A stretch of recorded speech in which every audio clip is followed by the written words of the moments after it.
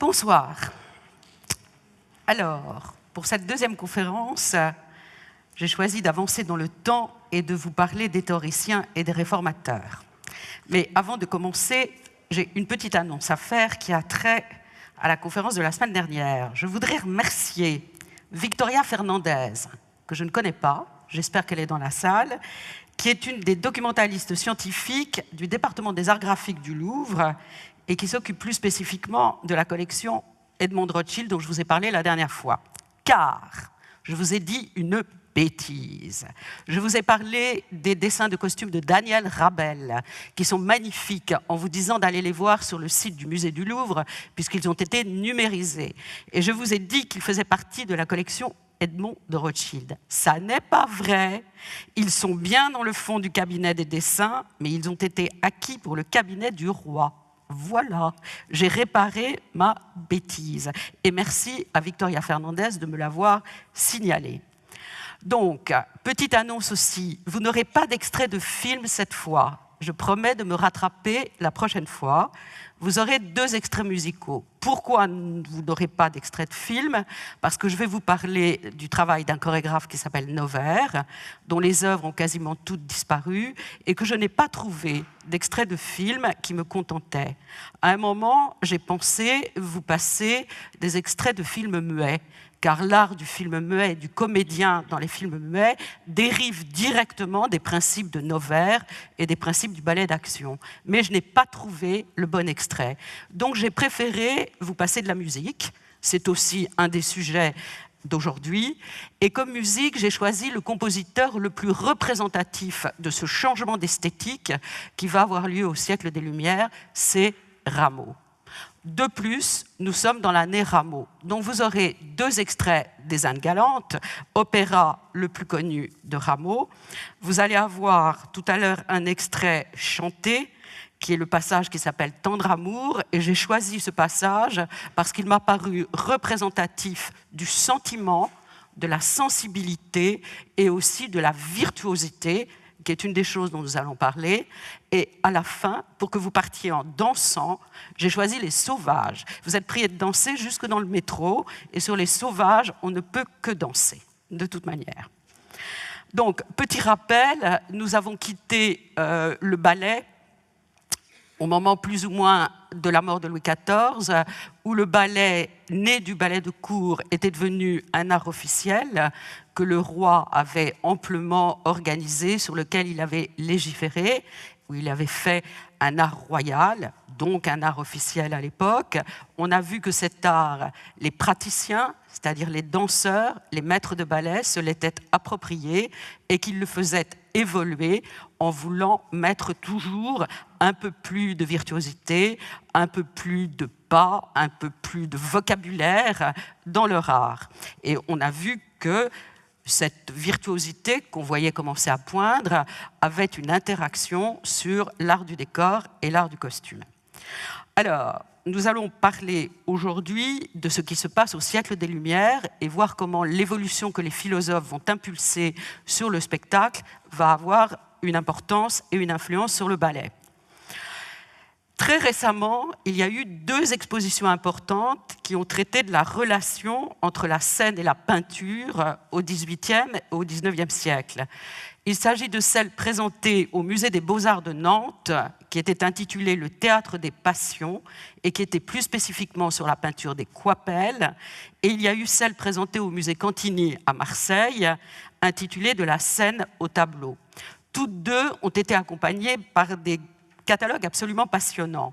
Je vous y renvoie, car aujourd'hui, mon propos n'est pas de reprendre ce sujet de la peinture, du tableau à la scène, mais de voir comment, en suivant les écrits de Diderot, vous savez qu'à chaque fois, je choisis un écrivain comme guide, et ce soir, j'ai choisi Diderot, de voir comment, en suivant les écrits de Diderot, puis ceux de Nover, immense chorégraphe, immense penseur sur la danse, s'amorce une évolution qui permettra à la danse de commencer à s'émanciper des autres arts et de commencer à avoir un statut d'art à part entière.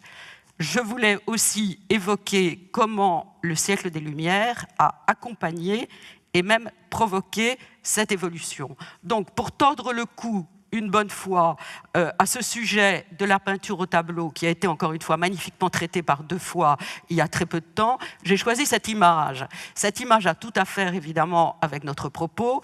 Il s'agit d'un Médée et Jason, et vous voyez là mademoiselle Clairon, très célèbre comédienne, très célèbre, en Médée. Le tableau est à Berlin. Et je vous renvoie encore une fois à ces catalogues très savants. Vous voyez évidemment qu'il n'y a pas là une représentation de la scène, mais qu'il y a une évocation picturale de ce que pouvait être la scène où Médée avoue à Jason qu'elle a tué leurs enfants.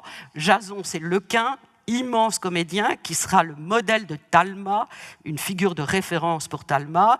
Et ce tableau est en fait une commande de mademoiselle Clairon. Donc elle voulait se faire représenter de cette façon, ce qui vous en dit long aussi sur la façon dont elle concevait son art, et notamment comment le corps, comment elle voyait son corps dans ce rôle.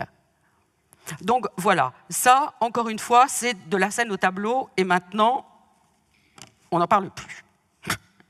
Par contre, il suffit d'une phrase pour vous donner une idée du sentiment de grande libération qui va saisir la cour et la ville à la mort de Louis XIV en 1715. Et cette phrase, vous la connaissez, vous connaissez la formule, c'est « Vive le régent qui va à l'opéra plutôt qu'à la messe ».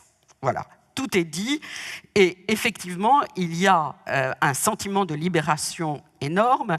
Le régent, dès 1715, Philippe d'Orléans, neveu du roi Soleil, et les courtisans délaissent Versailles, s'installent à Paris.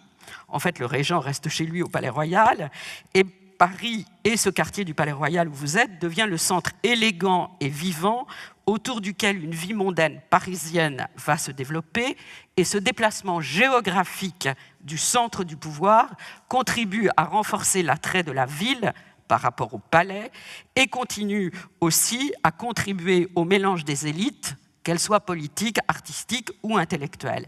Et vous allez voir que le spectacle va tout gagner à ce brassage. Le régent a 41 ans, il est doué pour tous les arts, il compose de la musique, des opéras notamment, il peint, il grave, et la princesse palatine, sa mère, dit de lui « Mon fils n'est pas beau, mais il me semble qu'il n'est pas trop désagréable. Lorsqu'il danse ou qu'il est à cheval, il a fort bonne mine, mais lorsqu'il va comme à son ordinaire, il ne paraît pas à son avantage. » C'est important parce que c'est une des dernières fois où, dans le sillage du roi Soleil, la danse va apparaître comme un plus pour un personnage royal. Mais c'est bien fini. Quand Marie-Antoinette dansera, on le lui reprochera. C'est terminé. Donc le régent va avoir une action sur l'opéra, puisqu'il va donner son autorisation pour les fameux bals masqués de l'opéra, 3 par semaine l'hiver, qui vont devenir extrêmement populaires et qui dureront jusqu'au début du XXe siècle.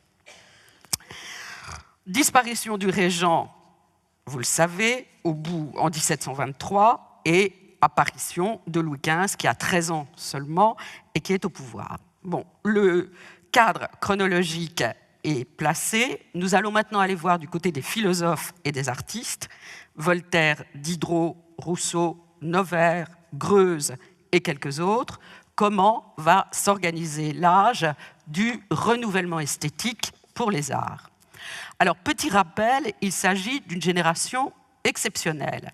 Si Voltaire est l'aîné, de peu quand même, mais il est l'aîné, les autres sont tous nés pratiquement dans la même année. Ils sont trop jeunes pour avoir connu le règne du roi Soleil et ils mourront tous, ou presque, peu d'années avant la Révolution. Voilà le cadre chronologique de cette génération de philosophes, toujours intéressés par le spectacle, comme vous le voyez, puisque je vous ai là indiqué, il n'y a pas la totalité, notamment pour Voltaire, ça aurait été trop, Voltaire est le grand homme de la période, mais où je vous ai indiqué leurs œuvres théâtrales. La pensée des philosophes du siècle des Lumières va irriguer toute la vie artistique, mais c'est avec le spectacle qu'elle trouvera sa dimension la plus grand public. C'est un monde plus rapide, plus mélangé aussi, que l'écrit, qui est plus lent, et qui est loin encore de traverser toutes les couches de la population. Par contre, pour les philosophes, la scène est une tribune idéale qui, de plus, pour eux, crée immédiatement un revenu financier, ce qui n'est pas anodin. Tous écriront pour le spectacle, beaucoup pour le théâtre, un petit peu pour l'opéra, avec bonheur en général. Le théâtre, espace civil, permet des manifestations autres que celles de la rue, mais tout aussi importantes. De plus, les textes des pièces sont amplement diffusés par l'édition, importante à l'époque, illustrés par la gravure, et s'il y en a, la parodie aux merveilles couronne le succès. L'interdiction de ces pièces par la censure n'est que l'occasion d'un triomphe supplémentaire, comme le sera plus tard au XIXe siècle le scandale, qui pour le monde du théâtre est une façon de faire parler de lui. Un exemple, le 18 septembre 1718 a lieu la création de l'Oedipe de Voltaire à la Comédie Française. Voltaire est encore à la Bastille ce jour-là, et c'est un triomphe, évidemment, d'autant plus grand qu'on sait que l'auteur est embastillé. Plus tard, un demi-siècle plus tard, le 30 mars 1778, le couronnement de son buste sur la scène de la Comédie Française, salle des Tuileries, lors de l'avant-dernière représentation de sa pièce Irène, va être aussi l'occasion d'une manifestation très importante. Voltaire était exilé de Paris depuis près de 20 ans. Il y revenait sans autorisation pour voir sa dernière pièce, ça tout le monde le sait. Il a 83 ans. Il n'a pu assister qu'à cette avant-dernière représentation et ça a été un triomphe. Son buste est couronné par les acteurs sur la scène. Il y a des ovations sans fin et un chroniqueur du temps nous dit que la portion pensante de la nation réunie à ce spectacle cria sans fin « Gloire à l'homme universel ». Donc vous voyez l'importance de la manifestation. Une dizaine de gravures ont été exécutées sur cet événement et Voltaire meurt 2 ans plus tard, ce qui évidemment couronne ce succès. Alors, quelques images. Voltaire est l'auteur le plus important de l'époque. Il a été joué très tard. On a un petit peu oublié que les pièces de Voltaire ont beaucoup été jouées, elles le sont moins maintenant.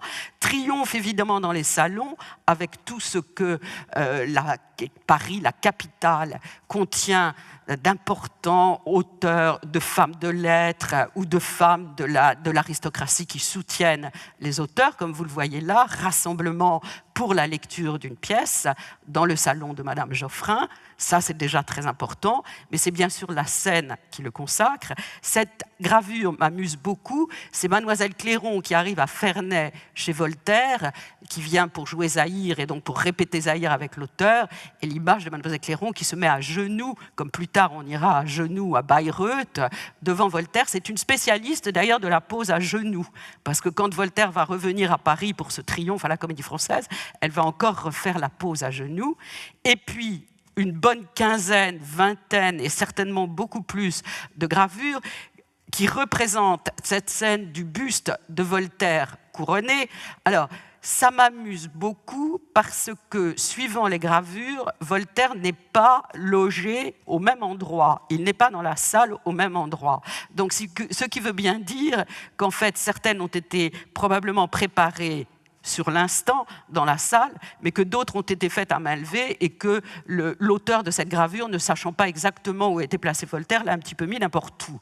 Donc là, vous voyez, il est au 2e loge et les comédiens sont tournés vers lui. Là, tout d'un coup, il n'est plus tout à fait au même endroit, mais c'est intéressant. Anecdote théâtrale de l'homme unique à tout âge. On lui apporte la couronne de laurier. Là, magnifique dessin qui est ici de Saint-Aubin, très très beau dessin où on retrouve Voltaire dans ses 2e loges, où on voit aussi bien l'orchestre avec un très long texte. Tous ces dessins sont souvent accompagnés, toutes ces gravures sont accompagnées d'un commentaire très important. Ça n'est pas l'image sèche, c'est toujours l'image commentée. Celle-ci est intéressante aussi parce que vous allez voir, on va s'approcher de la scène en fait. La princesse de Navarre de Voltaire est une comédie qui a été composée pour le mariage du dauphin avec l'infante d'Espagne, car Voltaire, bien que diabolisé souvent par le pouvoir, pour ses prises de position évidemment, reste quand même quelque part un poète de cour assez souvent et un dramaturge qui écrit pour ces occasions officielles. Et vous voyez, on se rapproche de la scène et tout d'un coup, maintenant, on voit le plateau avec le chef d'orchestre qui n'est pas face aux musiciens, mais qui est dos aux musiciens et qui regarde la scène, et les personnages qui sont sur le plateau. C'est une très, très belle petite pièce. Les textes, tout ça est publié, republié. Les dédicaces qui sont très importantes à Madame la Marquise de Pompadour. Vous voyez que Voltaire se choisit des protectrices qui sont toujours des femmes importantes. Alzire ou les Américains, avec une illustration qui est bien postérieure. Là, on joue encore les pièces de Voltaire et elle est dédiée à Madame du Châtelet, autre femme importante. Là, l'orphelin de la Chine, qu'on a joué pendant très très longtemps, qui est intéressant aussi dans le domaine du costume, c'est-à-dire qu'à l'époque, le costume n'était pas extrêmement soigné, et Voltaire a abandonné une partie de ses droits d'auteur pour qu'on puisse refaire les costumes de l'orphelin de la Chine, et c'est un des costumes les plus anciens qui soit conservé dans les collections de la Comédie Française, qui, comme vous le savez, a une très importante collection de costumes, et le costume que vous avez devant vous, là à droite, est encore conservé dans leur collection. On l'a oublié, mais en 1900, Voltaire est encore un auteur dramatique important et joué, et la preuve en est que dans cette collection de petites poupées très belles, qui représentent des comédiens dans des rôles, et qui a été présentée à l'exposition universelle de 1900 dans la section théâtre. Il y avait une section théâtrale importante à l'exposition universelle de 1900. Vous voyez qu'on a choisi justement Lequin, que vous avez vu tout à l'heure, on a choisi Lequin dans ce rôle de l'orphelin de la Chine. Et vous voyez que la postérité de Voltaire comme auteur dramatique est très longue. Nous l'avons un petit peu oublié, puisqu'on le donne beaucoup moins. Donc, que se passe-t-il en matière d'esthétique théâtrale à l'époque? L'esthétique théâtrale vit toujours sur l'héritage d'Aristote. Comme on l'a vu la semaine dernière, elle est dominée par la théorie de l'imitation. Littérature, peinture, art plastique, théâtre, danse sont considérés comme des arts de la représentation. Et l'abbé Batteux, qui est un des contemporains de Diderot et qui est un auteur important d'écrits consacrés à l'esthétique, écrit « La fonction des arts est de reporter les traits qui sont dans la nature et de les présenter dans des objets qui ne sont point naturels. L'importance du contenu qui va être décrit dans ces objets, comme l'écrit l'abbé Batteux, sur la toile ou sur le papier est grande. Et c'est là, dans les programmes iconographiques pour la peinture, dans les textes des pièces, dans les livrets des opéras et des ballets, que le siècle des Lumières fait entrer la morale, le bon goût, la vertu, et invente un nouveau genre qui s'appelle le drame bourgeois. Et un des nombreux aspects passionnants de ces écrits des philosophes est le rapport constant entre peinture et art de la scène. Le postulat de base est que le but de la peinture, comme du théâtre, est de raconter par l'image, image statique ou en mouvement. Pour l'une comme pour l'autre, le sujet est d'abord mythologique, bien sûr, biblique, bien sûr, ou historique, la hiérarchie des genres oblige, mais apparaissent à cette époque le drame familial, notamment chez Diderot, et la scène de village, notamment chez Rousseau. Et au théâtre, le drame, justement, va maintenant concurrencer la tragédie. Et on voit avec ce changement de vocabulaire, drame, tragédie, le glissement du sens. Comme chez Greuze, où les toiles représentant des scènes familiales et pathétiques, émouvantes, vont rivaliser avec le grand tragique religieux, les scènes de martyrs, de crucifixion, etc. Et cette opposition entre la grandeur antique et la séduction moderne correspond au changement politique de l'époque, à l'évolution de la société et du goût. Et les mutations dans la hiérarchie des genres vont faire passer le petit maître avant le grand genre. Le drame bourgeois à la scène correspond à la forte poussée d'une classe sociale émergente dans tous les domaines. Le terme de bourgeois est d'ailleurs à prendre avec précaution parce qu'il définit moins la classe sociale comme le XIXe siècle la définira qu'en fait Monsieur tout le monde. Donc émerge un théâtre social qui fait pleurer les spectateurs en pleine émotion. Alors, autre changement, les philosophes des Lumières mettent le théâtre au service de la société. La passion des réformes qui anime tous les auteurs de l'époque, ou presque tous, trouve sur la scène une dimension publique dont le retentissement va bien au-delà des lectures privées. Et au nom de la liberté et de la justice, le théâtre interpelle les grands et les puissants, flétrit le crime et exalte l'innocence, avec des exemples tirés de la vie moderne ou encore et toujours de l'Antiquité. Tous les écrits du temps comportent un plaidoyer pour le rôle social de l'art. Et je cite Diderot, « Rendre la vertu aimable, le vice odieux, le ridicule saillant, voilà le projet de tout honnête homme qui prend la plume, le pinceau ou le ciseau. » Et les correspondances entre ces arts sont évidemment nombreuses. Alors là, vous avez deux gravures de ces éditions de pièces qui sont très importantes. Vous voyez la légende à droite. Elle est « Tremblez, malheureux roi, votre règne est passé ». À l'époque, en 1768, ça faisait assez mauvais effet. Et vous comprenez aussi pourquoi la censure s'exerçait assez souvent sur ces textes. Donc vous voyez aussi la différence entre le sujet qui reste un sujet biblique d'un côté et de l'autre côté un sujet qui est un sujet galant de la société de l'époque. Dans le salon de 1765, vous savez que Diderot a beaucoup écrit sur les salons, ce sont des textes majeurs auxquels tous les historiens de l'art se réfèrent.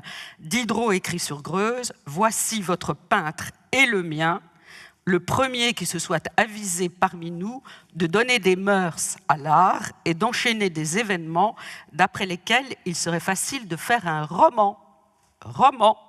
Et au mot de roman, nous pensons, nous, tout de suite à Manon Lescaut, roman mémoire de l'abbé Prévost, qui avait été interdit, saisi, condamné et brûlé dans ses deux premières éditions, celle de 1733 et de 1735, mais qui, dans une nouvelle édition parue 20 ans plus tard, en 1753, rencontra un énorme succès et fut source de nombreux livrets d'opéra et de ballet, d'adaptations d'ailleurs au film et à la télévision, encore aujourd'hui, et qui est justement un texte extrêmement émouvant, extrêmement moral, où le vice et la vertu se côtoient et où le vice se rachète en dernier lieu.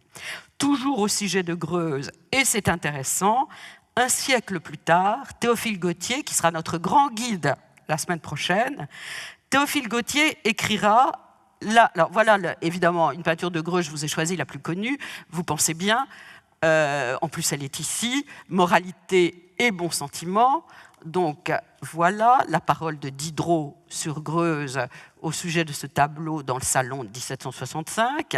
Voilà l'accordé de village qui est ici. Vous voyez que c'est une scène de village aussi, forcément émouvante, avec des personnages qu'on retrouve et qu'on va retrouver au fil de ces tableaux. La poule, les poussins, le père, la sœur qui n'est pas franchement contente derrière le père, la jeune fiancée rougissante, émue, le fiancé qui reçoit la bénédiction paternelle, etc. Le notaire dans un coin, voilà. Les œufs cassés, même genre, scène de village aussi. Ça, c'est, vous retrouvez le gamin, là il n'y a plus la poule mais il y a les œufs, ça revient au même. Voilà, les parents fous furieux, etc. Il y aura toute une école de ballet et de ballet d'action, on va le voir, qui dérive un petit peu aussi de ce type de tableau avec la fille mal gardée, ça on va le voir dans quelques minutes. La malédiction paternelle, le fils ingrat, une espèce de pyramide comme ça qui monte avec les mêmes personnages que vous trouvez. C'est ça qui est amusant aussi, parce qu'en fait, tout ça, c'est 5 ans plus tard, 10 ans plus tard, 15 ans plus tard, c'est le feuilleton. déjà. C'est un feuilleton en peinture, comme on va voir un feuilleton en littérature dans peu de temps. Toujours la chaise renversée, là, il y a toujours un œuf dans le panier, d'ailleurs, je ne sais pas si vous avez remarqué. Bon, et là, la malédiction paternelle et cette scène absolument tragique sur le lit de mort. Voilà. Donc, vous voyez ce type de peinture, en fait, dont parle Diderot. Et c'est Théophile Gautier qui écrira donc « La malédiction paternelle, le mauvais ménage, tableau de Greuze, rentre dans la catégorie mélodramatique. L'accordé de village, au contraire, tient de l'opéra comique. » Le changement de vocabulaire de Théophile Gautier, écrivain du XIXe siècle, qui passe de drame à mélodrame, évoquant un genre théâtral populaire en vogue à son époque, au XIXe siècle, montre bien qu'il s'agit là d'un avatar du drame, en fait. Alors, notre Voltaire n'aime pas beaucoup ce nouveau genre qu'est le drame, et au début, il s'inscrit en faux sur cette évolution du genre dramatique, mais il va y venir aussi, parce que le drame bourgeois, c'est le genre qui plaît à la cour comme à la ville, et que ces écrivains écrivent aussi pour plaire et pour être joués. Alors, je vais vous lire un tout petit extrait d'un texte de Voltaire, qui, c'est très intéressant, sera repris au XIXe siècle à l'article « Drame » du dictionnaire historique et pittoresque du théâtre et des arts qui s'y rattache d'Arthur Pougin, qui est paru en 1885, qui est un ouvrage formidable. Ce n'est pas un dictionnaire, c'est une espèce d'encyclopédie avec des articles très détaillés, et c'est formidable.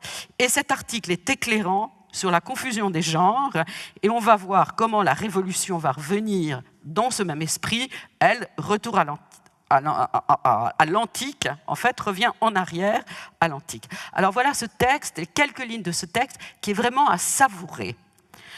Celui qui ne peut faire ni une vraie tragédie, ni une vraie comédie, tâche d'intéresser par des aventures bourgeoises attendrissantes.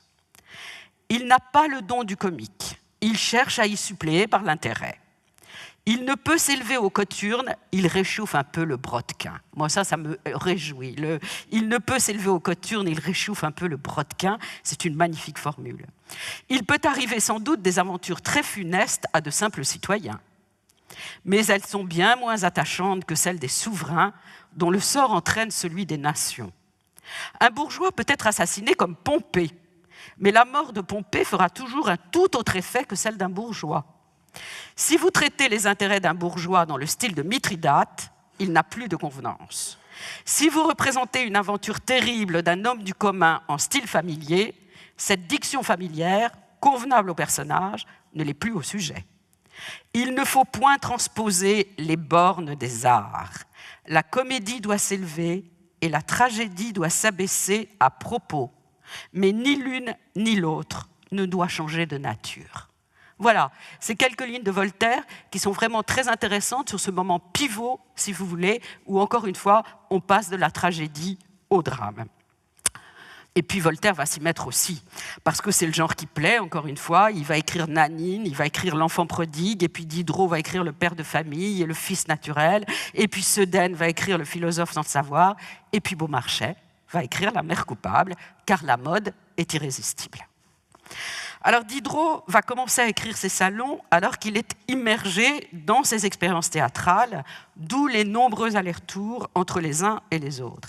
Et les salons font écho aux œuvres théâtrales de Diderot, qui est auteur dramatique avec deux pièces inspirées des tableaux de Greuze, Le Fils naturel, qui a été créé en 1757 chez le duc d'Ayen à Saint-Germain-en-Laye, et Le Père de famille, créé en 1761 par les comédiens français. Et en même temps que ces pièces, il écrit deux essais théoriques concomitants, Les Entretiens, après la première pièce, et Le Discours sur la poésie dramatique, après la deuxième. Le paradoxe du comédien viendra beaucoup plus tard. Mais voyez comment il joint le texte dramatique et le commentaire.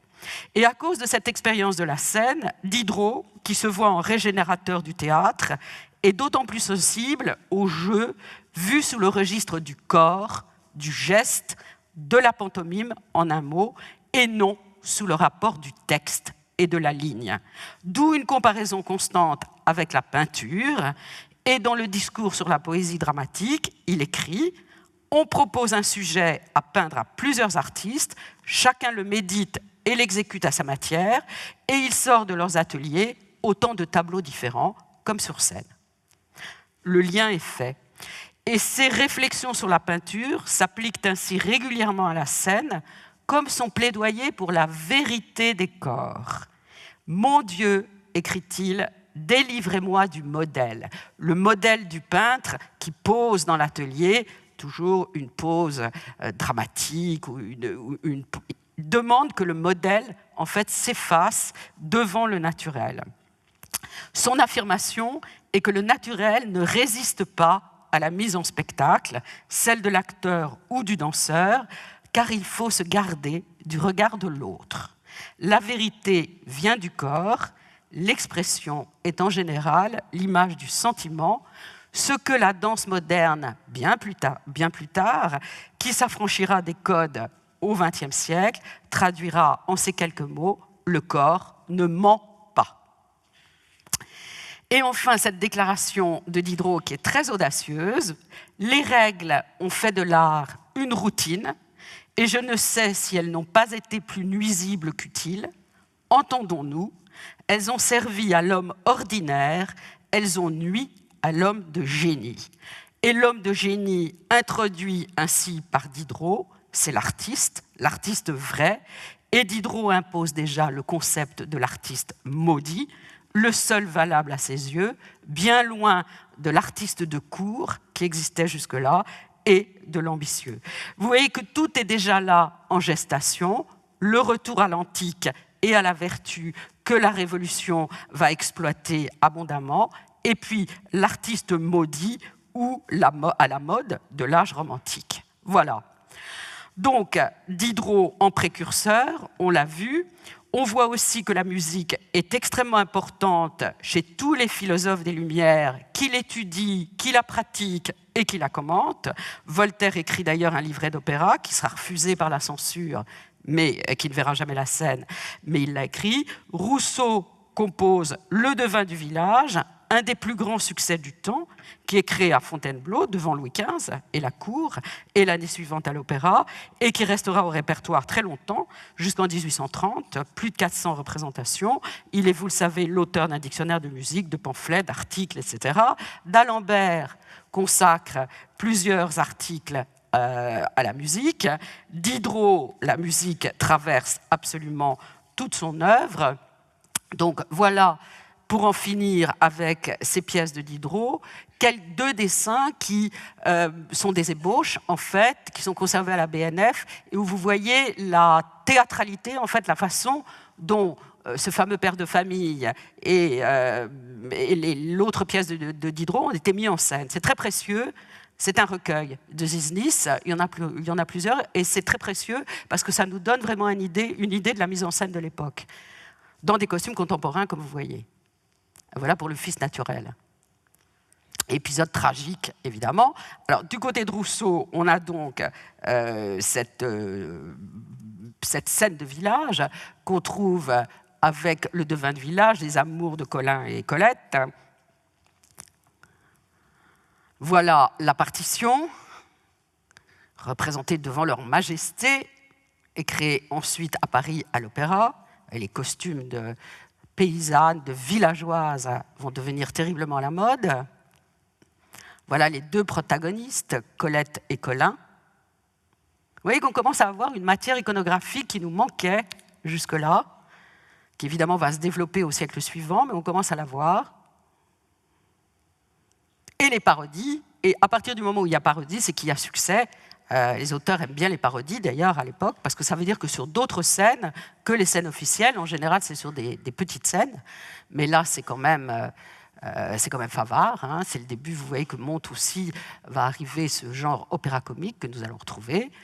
Des sites, je vous en avais promis 2 par conférence. Celui-là, je l'aime beaucoup. Il y a énormément de sites sur Jean-Jacques Rousseau et ils sont souvent très foisonnants, parce qu'évidemment, c'est une œuvre énorme. J'aime beaucoup celui du musée de Montmorency. Il est très agréable à consulter et je vous le conseille. Évidemment, il y a pas énormément de choses, il n'y a pas les textes, etc. Mais il est très agréable à regarder, il a une très bonne économie et on en sort très content. La tragédie lyrique de Lully va disparaître à cette époque. C'est un vieux genre qui admirait des vieilles perruques. Il a résisté jusque-là parce que c'était l'essentiel du répertoire de l'Académie royale de musique jusque dans la seconde moitié du siècle.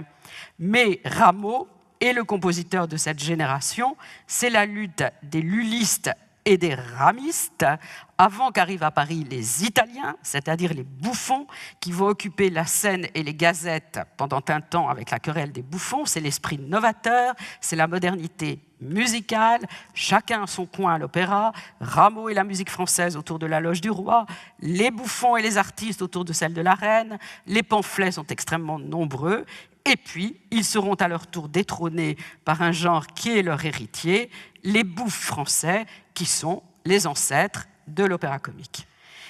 Gluck arrive à Paris dans la deuxième moitié du siècle, en 1774. C'est Marie-Antoinette qui l'introduit à l'opéra. Et avec la première française d'Orphée et Eurydice, il va traverser l'époque comme une comète, marquée par sa clarté musicale et par les réformes qu'il introduit dans la mise en scène l'époque. C'est même lui qui va amener les danseurs à prononcer un mot sur le plateau. Ils vont dire « non ». Et ça, c'est une véritable révolution. Alors, les philosophes vont prendre parti. Rousseau est ramiste, après les gluckistes, Marmontel et d'Alembert sont pitinistes. Donc, tout le monde, en fait, c'est un combat dans lequel tout le monde se reconnaît. Et la musique échappe quelque peu à cette théorie d'art de l'imitation, car elle n'est considérée que comme un support. D'abord la parole, ensuite la musique. Elle a un contenu, elle a un rôle descriptif aussi, mais elle est vue comme le complément d'un texte, le livret, ou d'un visuel, le décor. Comme les autres arts, elle doit imiter la nature et les passions de l'âme. L'aria est en fait une sorte de discours, mais dans ce système des beaux-arts fondé sur l'imitation, la musique est difficilement réductible. Alors, le genre musical le plus sensible, c'est évidemment le genre lyrique ou opéra, qui est un art total avec musique, littérature, art du geste, danse, art plastique, etc. Diderot considère que s'il est bon, c'est le meilleur, que s'il est mauvais, c'est le pire, car il exacerbe les qualités et les défauts du genre théâtral. Et dans ses entretiens, Diderot réclame une rénovation du genre opéra. Ce qu'il faut que l'artiste trouve, c'est ce que tout le monde dirait en pareil cas, ce que personne n'entendra sans le reconnaître aussitôt en soi. Il cherche en fait ce qui représente la nature humaine dans son plus grand degré de généralité, et c'est le sens de ce mot de Bourgeois. Il écrit « Les dieux de la fable, les oracles, les héros invulnérables ne sont plus de saison, et qu'a de commun avec la métamorphose ou le sortilège, l'ordre universel des choses qui doit toujours servir de base à la raison poétique. Les arts doivent descendre des régions enchantées sur la terre que nous habitons. » Alors, dans notre affaire de danse, qu'en est-il? La musique et la danse? Eh bien, l'opéra-ballet règne avec un genre qui fait folie, qui sont les fragments. En fait, l'opéra va abandonner la tragédie lyrique, lui aussi abandonne la tragédie, et va passer à des formes plus légères et à des livrets plus diversifiés. L'opéra-ballet, puis les fragments, puis l'opéra comique. Et l'Europe galante, le carnaval de Venise, les fêtes vénitiennes donnent à la danse une importance accrue. C'est un genre de fête composée et recomposée. Ce sont des actes qu'on enchaîne les uns aux autres en changeant l'ordre, en piquant un dans une œuvre, en le remettant dans une autre. Ça n'a ni queue ni tête, hein, en fait, mais ce sont des prétextes à des choses légères, des chœurs, des duos, et puis de la danse. Le triomphateur dans ce genre, c'est Rameau, mais Rameau, lui, va insérer ses danses dans l'action, sans toutefois leur donner vraiment un rôle dans le déroulement dramatique. Il va falloir attendre Nevers, nous arrivons à Nevers pour cela, le chef-d'œuvre du genre étant bien sûr les Indes galantes. Donc vous allez avoir 2 minutes de musique des Indes galantes. J'ai choisi un moment vocal pour que vous voyez le sentiment, la sensibilité dans la musique et en même temps la virtuosité.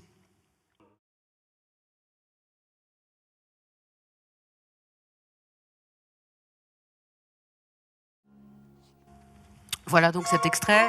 Les Arts florissants sont dirigés par William Christie, bien sûr leur chef. Donc vous avez vu comment la virtuosité d'une part, mais en même temps cette sensibilité se sont infiltrés en fait dans la musique. Deuxième site pour aujourd'hui, le site César, qui est, je vous le dis, plus difficile de maniement. Ce n'est pas un site très convivial, mais il est extrêmement précieux parce que c'est un calendrier des spectacles sous l'Ancien Régime et sous la Révolution. Et comme on a souvent beaucoup de mal à retrouver où, quand et comment, il est, notamment pour les fragments, qui sont très difficiles à retrouver souvent, il est très précieux. Voilà. Mais il est moins agréable de maniement que le premier sur Rousseau que je vous ai signalé.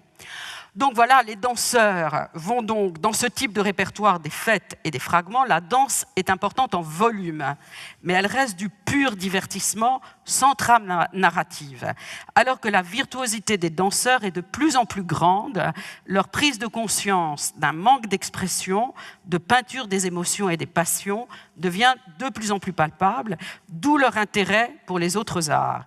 Et dans le monde du ballet, comme ailleurs, la sensibilité va venir contrebalancer l'ordre et la raison classique. Donc voilà quelques portraits de danseurs. Vous voyez aussi que ce que nous n'avions pas la dernière fois, c'est-à-dire des portraits d'interprètes, nous en avons beaucoup cette fois, et des plus grands peintres. Comme vous voyez, Lancret avec le portrait de la Camargo, qui a été une très grande danseuse de l'époque, mais aussi Latour avec la Camargo et Madame Favart, et vous voyez que ce sont des portraits de femmes et pas des portraits souvent de danseuses. C'est vrai que le costume perd un peu de son importance par rapport à la personnalité. Marie Salé, qui était la rivale, si on peut dire, de la Camargo, sur laquelle Voltaire a écrit ces quelques lignes, et que vous voyez là, peinte par Vanloo, dans un costume qui est un costume orientalisant. Marie Salé, donc on va en reparler de Marie Salé, dansant. Vous voyez déjà comment le costume s'est allégé. Les dynasties aussi de grands danseurs, comme les Vestris, père et fils, et je pense que c'est pas rien quand les Vestris, père et fils, sont peints par Gainsborough. Il y a énormément de liens entre l'Angleterre et la France à l'époque, on va le voir tout à l'heure. Mais vous voyez que le costume, souvent, ne change pas beaucoup. Vous voyez là un tonnelet, un costume de Bocquet pour un plaisir très, très passionnant, parce qu'il y a, comme toujours, la description du costume et des matériaux en bas de la maquette que vous voyez là. Très beau portrait de Vestris fils par Adèle Romanet. Et vous voyez que ce qui intéresse, ce n'est pas seulement le danseur en train de danser, c'est aussi sa personnalité. Et ça, c'est parce qu'il y a, alors caricature, évidemment, oh, c'est joli d'ailleurs, avec un costume là très léger, très à l'antique, hein, justement. Voilà, celle-là est très belle aussi parce que moi je l'aime bien, il y a une espèce de joie de danser et vous voyez qu'il y a une oie à gauche de ce dessin qui est très beau, qui est dans la collection Harvard aux États-Unis. Il y a une oie parce que Vestris était très prétentieux en fait, et les Anglais le caricaturent souvent avec un singe à gauche ou une oie.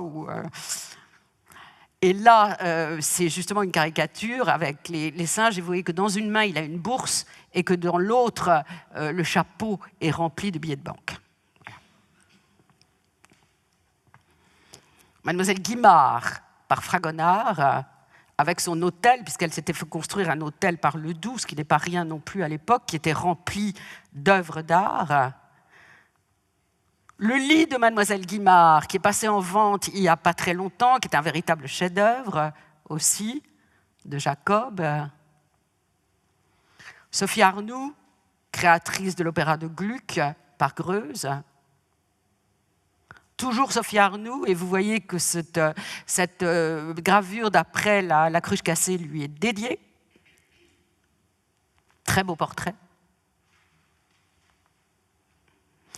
Toute une série de petits dessins de Carmontel que vous connaissez peut-être, qui ont été exposés il n'y a pas si longtemps, qui sont au musée Condé, où vous voyez justement les comédiens. À gauche, c'est Garrick, je l'ai pris pour ça, et à droite, c'est Sophie Arnoux dans Pyramide Tisbé. Et nous arrivons du côté de Nevers. Donc ce que vous constatez, c'est que Le développement de la technique entraîne la virtuosité. La virtuosité entraîne le vedettariat. Le vedettariat entraîne le personnage public. Et les nombreux portraits que vous avez vus qui sont exécutés par de grands peintres en font foi. Et c'est ainsi que les talents vont s'individualiser. La Camargo, Mademoiselle Salé font évoluer leur art, sont les premières à danser comme des hommes, écrit Voltaire, qui leur consacrera les vers que vous avez vus, qui ne sont pas impérissables non plus. Chez les danseurs, vous avez vu cette dynastie des Vestris, vous avez vu Mademoiselle Guimard. On voit qu'il existe un milieu intellectuel et artistique où font plus que se côtoyer socialement, mais se nourrissent et s'influencent les uns les autres, philosophes, écrivains, gens de théâtre, artistes, danseurs. Mais même si leur réputation est grande dans le public, ce sont des hors-classe dans la société du temps, et leur non-insertion est le prix de leur liberté. Seule la gloire leur donne une sorte de reconnaissance sociale. Alors Diderot s'intéresse beaucoup au ballet et il écrit « La danse attend encore un homme de génie. Elle est mauvaise partout, parce qu'on soupçonne à peine que c'est un genre d'imitation. La danse est à la pantomime comme la poésie est à la prose, ou plutôt comme la déclamation naturelle est au chant. Une danse est un poème, ce poème devrait donc avoir sa représentation séparée. » Eh bien, la danse va trouver son homme de génie, et son homme de génie, c'est Noverre, que vous voyez là dans un portrait de Perronneau. Alors Noverre a été formé à Paris, où il débute. Il est fils de militaire, il mène une vie itinérante, celle des danseurs et des maîtres de ballet indépendants de son temps. Il travaille à Berlin, à Dresde, à Strasbourg. Il présente sa première chorégraphie à Paris alors qu'il a 22 ans. Il devient maître de ballet de l'opéra comique. Il s'intéresse déjà à tous les aspects du travail scénique, dont les décors et les costumes. Sa renommée ne fait que croître et lui permet de fréquenter les plus grands, comme Servandoni, par exemple, pour les décors, ou Bocquet pour les costumes. Et c'est une rencontre qui va changer sa vie, celle de Garrick, immense acteur anglais, qui l'invite à venir se produire sur la scène du théâtre de Drury Lane, que Garrick dirige à Londres, et à monter des ballets sur les thèmes que lui, Garrick, lui proposera. Garrick est l'homme de Shakespeare à Londres. Leur collaboration n'est pas simple, il y a des tensions entre la France et l'Angleterre à l'époque, ça se termine sur un scandale public, mais ils resteront liés toute leur vie et Garrick surnommera son ami Noverre le Shakespeare de la danse. Noverre revient en France, est engagé à Lyon, il enchaîne les succès, il crée des ballets comiques, des ballets sur des thèmes de l'histoire ancienne, sur des thèmes de la mythologie, qu'il choisit toujours en fonction de leurs possibilités dramatiques. Sa réputation lui vaut d'être appelé à Stuttgart par le duc de Wurtemberg, qui est un grand protecteur des arts, à Vienne par l'impératrice Marie-Thérèse. Il y crée des dizaines de ballets pour le répertoire des théâtres, pour les fêtes et les cérémonies royales. Gluck lui demandera de chorégraphier les intermèdes de ses opéras. Marie-Antoinette, qui avait été son élève à Vienne, va l'appeler à Paris, à l'opéra, où il travaille jusqu'en 1780, non sans mal, car l'appui royal lui vaut évidemment des critiques. Il crée une chorégraphie sur les petits riens, musique de Mozart, dont on ne sait rien, il ne nous reste rien de cela.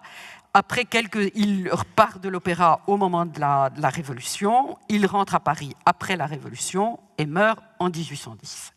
En son temps, Noverre fut célébrissime. Ses lettres sur la danse, il a écrit des lettres sur la danse, qu'on va voir tout de suite, ont connu des réactions passionnées pour ou contre. Et deux conceptions vont s'affronter.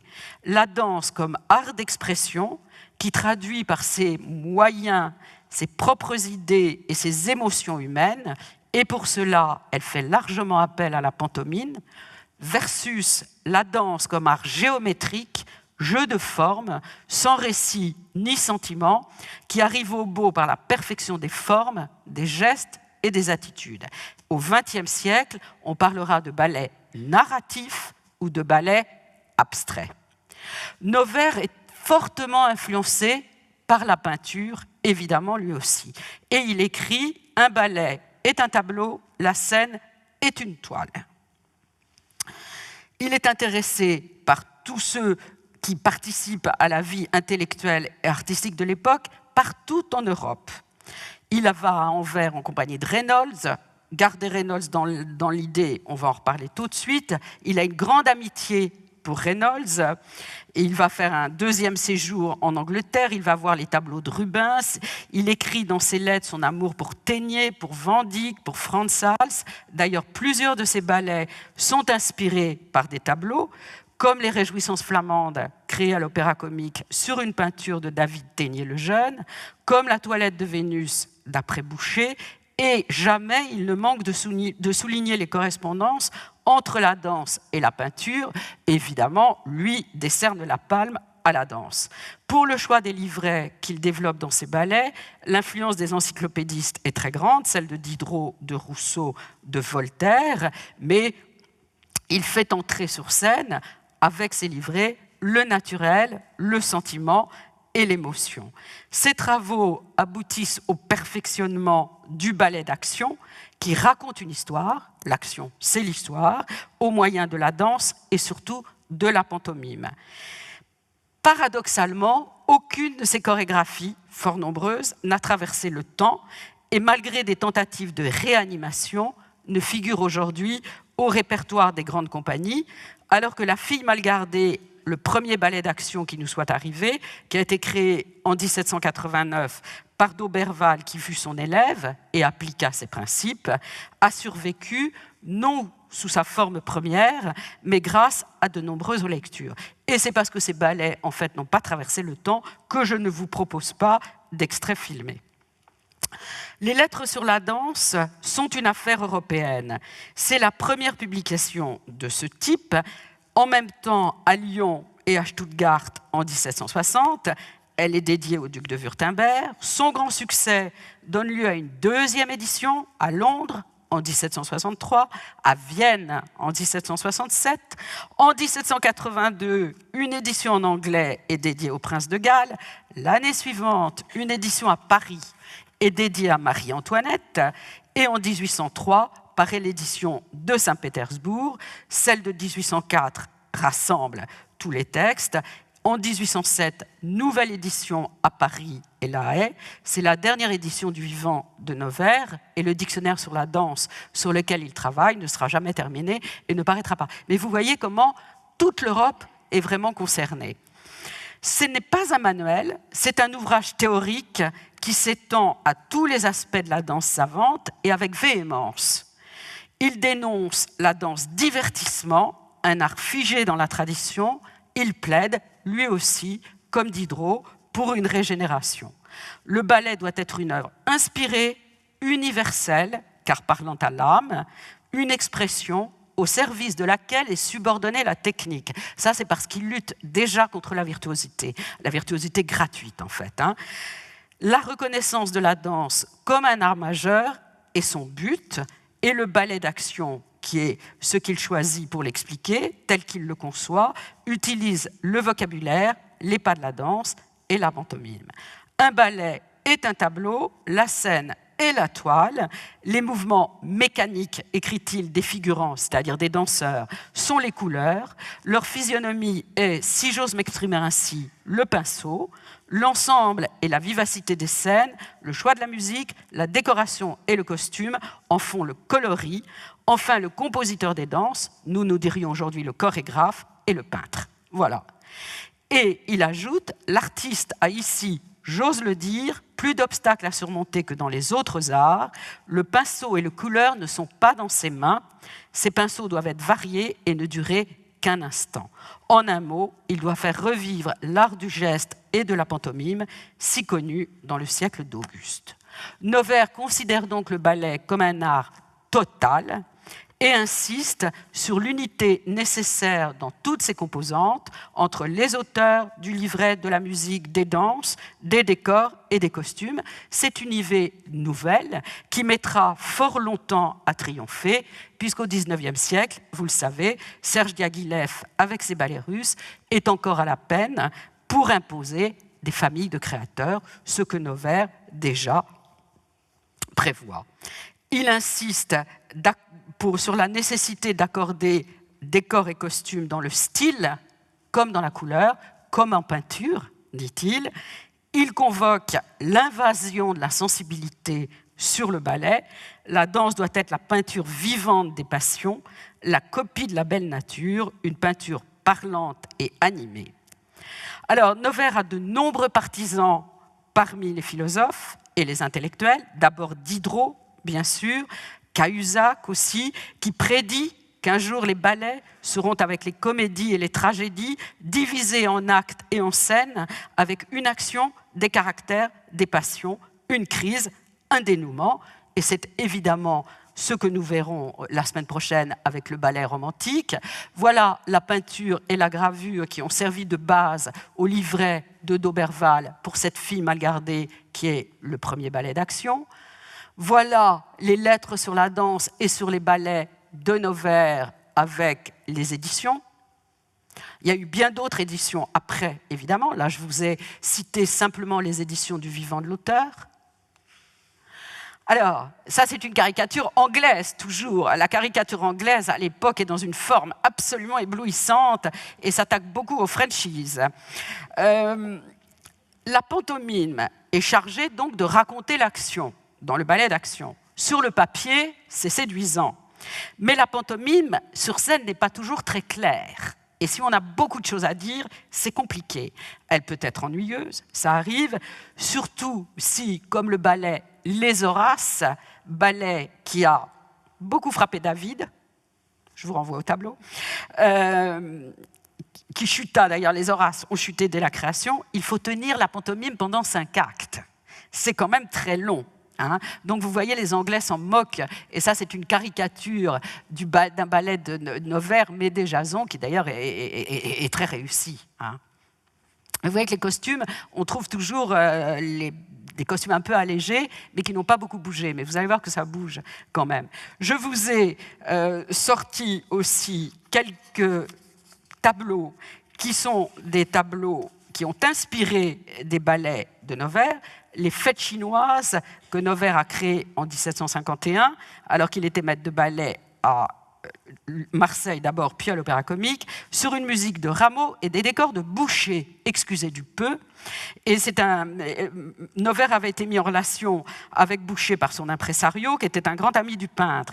Vous savez que le thème des fêtes chinoises est très en vogue à l'époque, et que Boucher a fait énormément de tableaux là-dessus, qu'il a fait aussi la carte publicitaire de la boutique de Gersaint.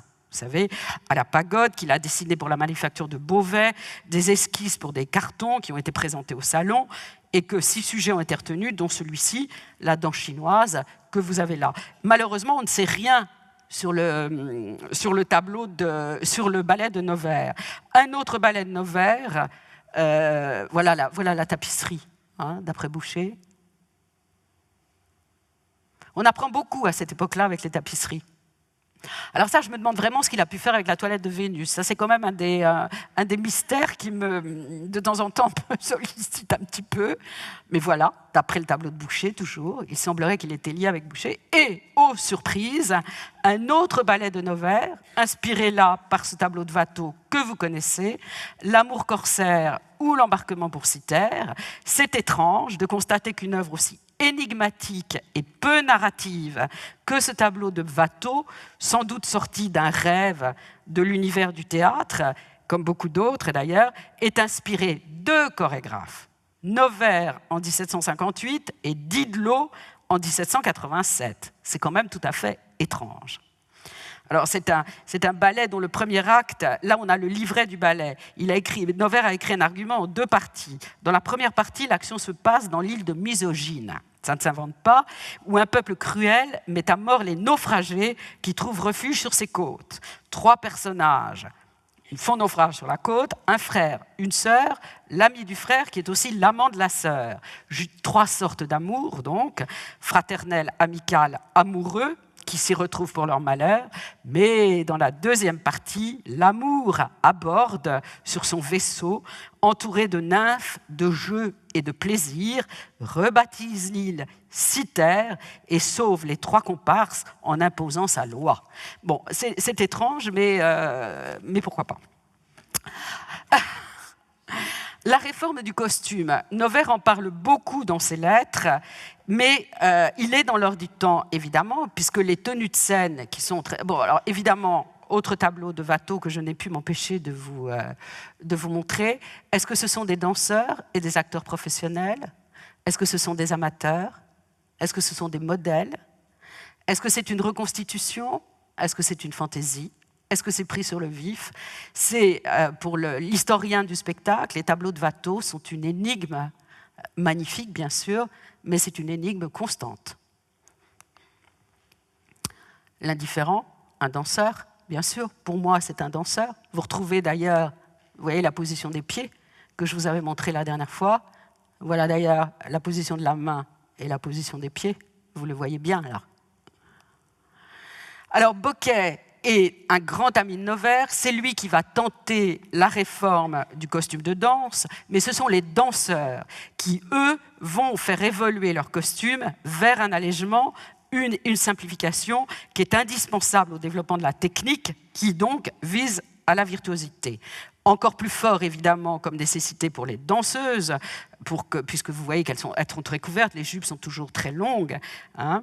Mais ce sont les danseuses elles-mêmes qui vont faire évoluer un thème orientaliste. Vous avez vu tout à l'heure le portrait par Van Loo. Là, vous avez par Bocquet Madame Favart dans Les Trois Sultanes. Très joli petit portrait.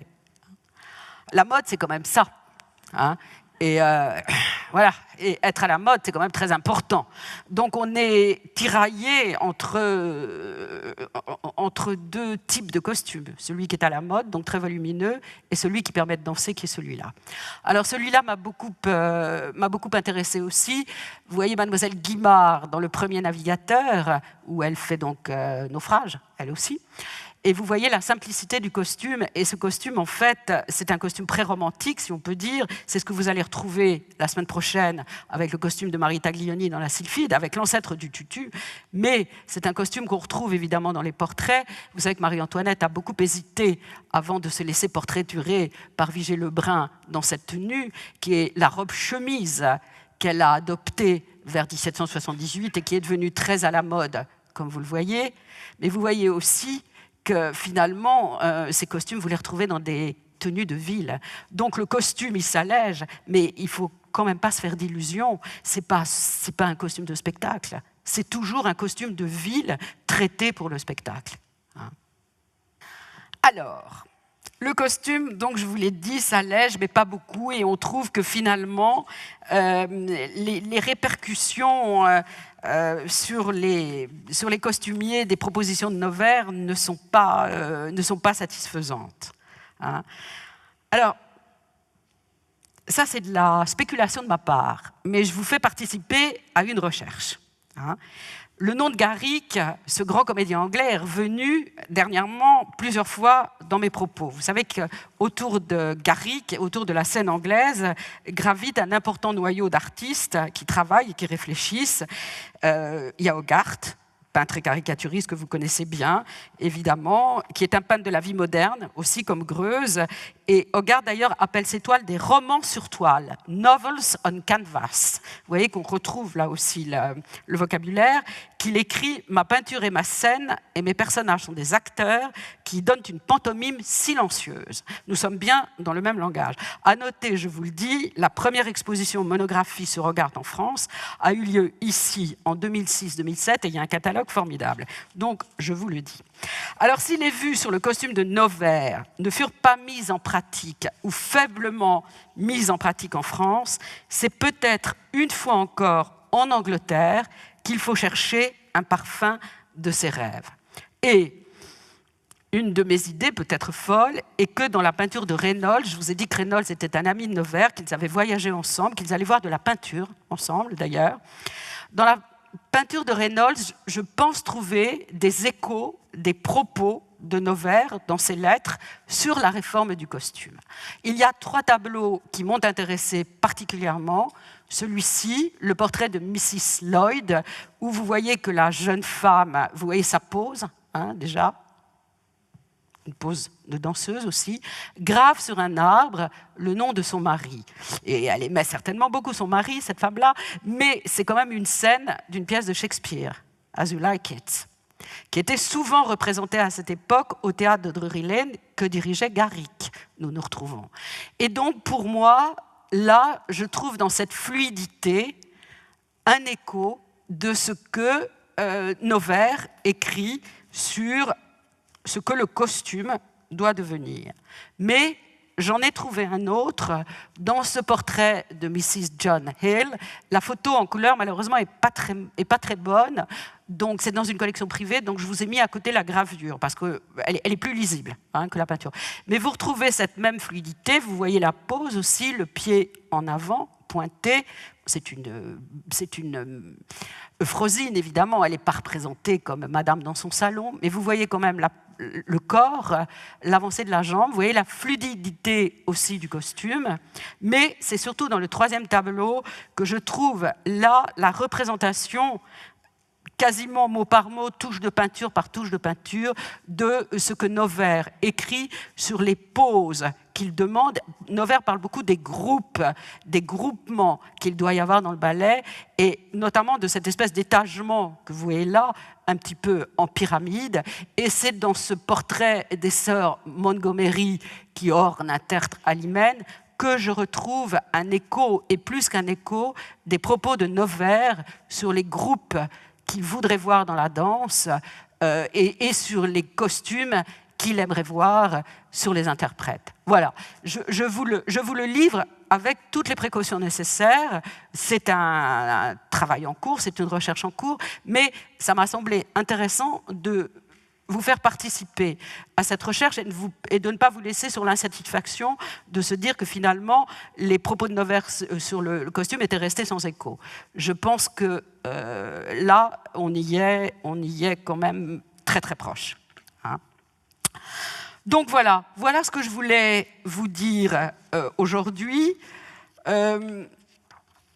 La prochaine fois, nous allons parler du ballet romantique, où là, le ballet va trouver une forme aboutie, si on peut dire, la première forme aboutie, où surtout, on va trouver un répertoire qui est toujours vivant, donc où l'étude est beaucoup plus facile. Vous vous doutez que jusqu'ici, l'étude sur le ballet est compliquée, puisqu'on n'a pas à part la notation des pas que vous avez vus la semaine dernière pour la belle danse, et qui, encore une fois, est imparfaite, puisqu'on a simplement la notation pour les jambes, et qu'on ne l'a pas pour les bras, vous voyez qu'on a quand même du mal à travailler sur cet art parce qu'en fait, il nous manque la partition, si on peut dire. Ce qu'on a en musique et la partition, là, on ne l'a pas. Donc, la prochaine fois, vous verrez des choses tout à fait différentes, puisque là, j'aurai un corpus d'œuvres que jusqu'ici, je n'ai pas eu. Pour clore le sujet, si vous voulez, et pour ne pas sauter brutalement du XVIIIe siècle et de ce siècle des philosophes qui est vraiment passionnant au ballet romantique, je vous ai simplement signalé évidemment le tableau de David, et il y a de fortes présomptions. David avait vu le ballet Les Horaces de Noverre, et donc vraisemblablement il y a un lien entre les deux, c'est plus que vraisemblable.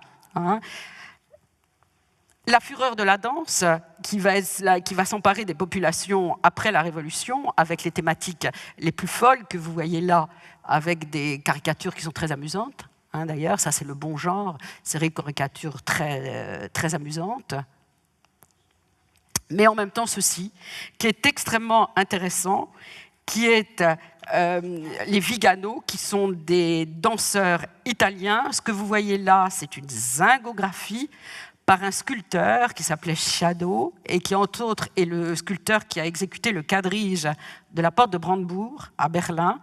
Shadow était peintre, dessinateur, et il m'a intéressé à plus d'un titre, d'abord pour ses dessins qui sont magnifiques, et très intéressant, là aussi vous retrouvez le plancher, ça aussi, chaque fois qu'on retrouve les planches sur lesquelles on danse, ça donne tout d'un coup une force au dessin, et une espèce de vérité, si vous voulez. La vérité du plancher, elle est très importante quand on parle de la danse. Une autre, et je vous le signale en passant comme ça, si jamais vous vous intéressez à ce sculpteur Shadow, il relate dans ses souvenirs, il a écrit des souvenirs, et il relate dans ses souvenirs la visite de Vivant Denon, qui sur ordre de Napoléon venait faire enlever les œuvres d'art et les faire transporter en France dans les campagnes napoléoniennes. Voilà ce que je voulais vous dire aujourd'hui. Donc, vous avez vu l'importance de Noverre et vous avez vu ce paradoxe extraordinaire qui est que nous n'avons pas les œuvres de Noverre, que souvent on a d'ailleurs des trous très importants dans la façon dont ces ballets sont écrits. Quelquefois on a le livret, quelquefois on ne l'a pas. Il y a eu des tentatives pour recréer en partie des ballets de Noverre. Elles ne sont pas satisfaisantes. Il nous manque vraiment une pièce du puzzle qu'on retrouvera peut-être un jour. Vous savez qu'on a retrouvé la belle danse grâce aux travaux de quelqu'un qui s'appelait Francine Lancelot, et à laquelle il faut toujours rendre hommage, qui a travaillé énormément sur le ballet sous Louis XIV et sous Louis XV, qui a été une grande historienne de la danse. Peut-être qu'un jour, quelqu'un retrouvera dans un fonds d'archives absolument inconnu les documents dont nous avons besoin pour remonter les ballets de Noverre. Merci de m'avoir écouté. Et attendez. Encore un mot. Vous allez donc sortir sur les sauvages de Rameau. Ça se danse jusque dans le métro.